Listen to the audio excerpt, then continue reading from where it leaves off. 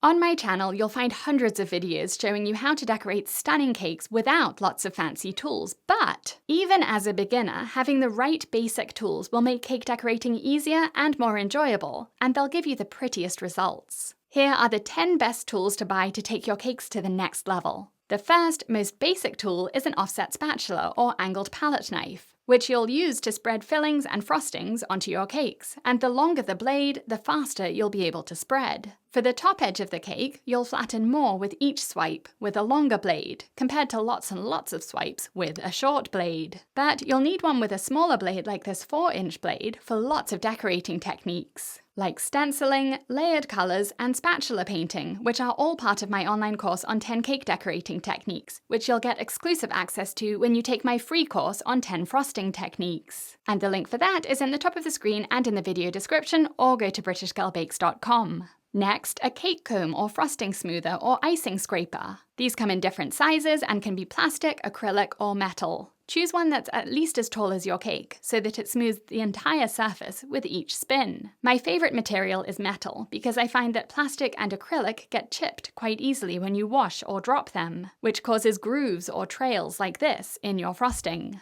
Also, you can warm up metal with warm water or a hairdryer or blowtorch, and the warm metal will make your frosting even smoother. I like to store my cake combs like this, organised by size and material so they're easy to see and grab. This is a bamboo rack intended to store lids for pots and pans. A turntable or spinning cake stand makes it possible to get a long, steady scrape around a cake to smooth the frosting, and it makes decorating cakes quicker, because you can adjust the position of the cake quickly as you work your way around it, adding piping or sprinkles or cake toppers or stenciling or painting. Plastic is the cheapest, but these turntables will also be the most wobbly, causing these jerking or shuddering motions as you spin, which create these vertical indents or dents in the frosting. Metal turntables are about twice the price, and you'll notice the difference. Their spin is much smoother, so your frosting will be smoother too. For piping, you'll need piping bags, which can be disposable or reusable. I prefer the disposable ones, which can be washed and reused hundreds of times, compared to the reusable ones, which I find start to smell after a few uses. You can use these without any piping tips by just cutting a little piece off the end for quickly adding fillings and frosting to cakes. And you can add dotted details as decorations with them too, cutting less off the ends for small dots and cutting more off for bigger dots. Next, piping tips. I'll show you which ones I think are best in a minute, but first, here's how to fit a piping tip into a piping bag. Piping bags are sealed at the end, so when you first use one, drop a piping tip into it and push it down as far as you can, and use scissors to score about halfway up the tip. Push the piping tip out of the way and cut along the line you scored, and then push the piping tip down, and about half of it should stick out, which will keep it snugly in place while you pipe. Now, which piping tips should you buy? It depends what you want to pipe. For swirls like this on top of a cake, a 1M and 2D are my favourites. They're very similar, so choose either one of them. You can use the same tip for this rope border, too.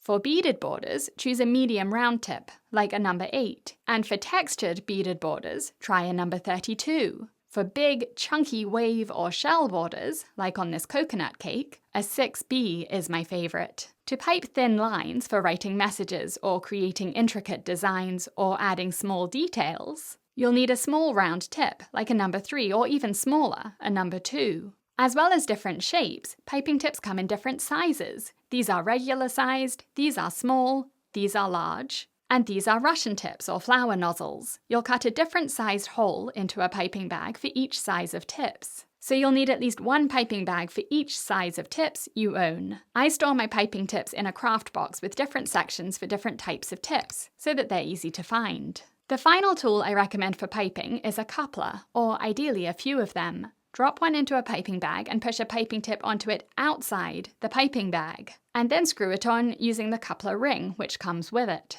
Now you can switch between different piping tips to use with whatever colour of buttercream you have in the piping bag, or switch one piping tip between different piping bags with different colours to make piping much quicker, because you can change between these without first needing to squeeze all of the buttercream out of the bag to get the piping tip out. A textured cake comb can look like this, or this, or this, or this. And just like straight-edged cake combs or frosting smoothers or icing scrapers, they can be made of plastic, acrylic, or metal. Use them the same way you'd use a straight cake comb, scraping around a cake to leave a textured pattern imprinted into the frosting. Striped cake combs are also textured cake combs, but the technique is a bit different because after using a striped cake comb, you chill the cake in the freezer for 15 minutes, before spreading or piping another color into the grooves between the stripes. And then you scrape off the excess with a straight-edged cake comb or a frosting smoother to leave perfectly neat, smooth, and flat stripes behind on your cake. If you want to add metallics to your cakes, a small stiff paintbrush is a great tool to have.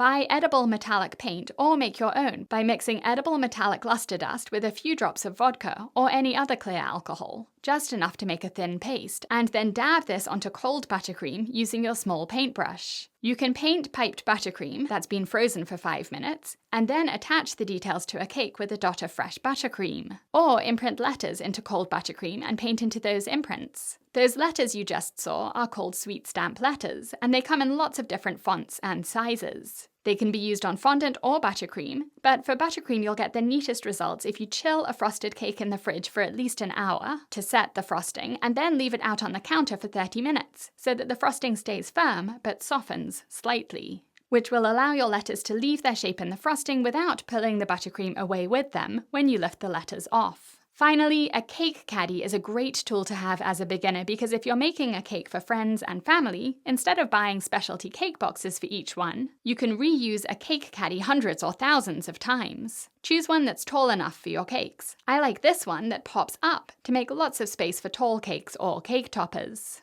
Having a well-organized workspace will save you time finding and putting away your cake tools. Check out my video on 14 baking organization hacks for more ideas on how and where to store your tools. I hope this has been useful. Visit my cake school on britishgirlbakes.com and you'll find my free course on 10 frosting techniques there. You'll also find courses and memberships teaching hundreds of cake decorating techniques and designs to take your cakes to the next level. I hope to see you there!